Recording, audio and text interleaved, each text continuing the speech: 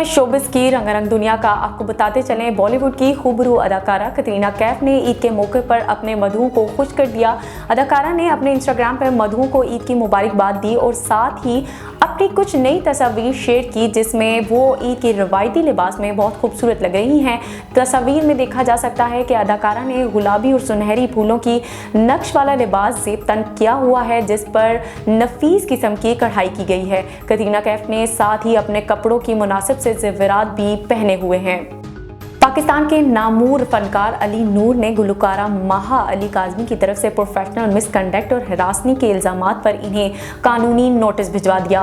अली नूर के फ्रंटमैन ने social media पर महा अली काज़मी के इल्ज़ामात को सख्ती से मुस्तरद करते हुए इन्हें बेबुनियाद और झूठा करार दिया। कोर्ट नोटिस में अली नूर की जानिब से महा अली के इल्ज़ामात को मुकम्मल तौर पर मुस्तरद कर दिया गया और कहा गया कि इन झूठे इल्ज़ामात से अली नूर के प्रोफेशनल साख को नुकसान पहुँचा है। और आपको बताते चलें, पाकिस्तान शोबिस की अदाकारा उर्वा हुसैन और गुलकार फरहान सईद की अलहदगी की अफवाहें दम तोड़ गईं। अदाकारा उर्वा हुसैन और फरहान हुसैन ने photo and video sharing platform पर इंस्टाग्राम पर नई तस्वीर पोस्ट करते हुए कहा, जिसमें खूबसूरत जोड़ी अरसे बाद एक साथ नजर आ रही है। ईद उल फितर के मौके पर पोस्ट की गई इन तस्वीर में उर्वा ने गुलाबी, जबकि इनके शोहर फरहान सईद ने सफ़ेद रंग का कुर्ता ज़ेब तन कर रखा है।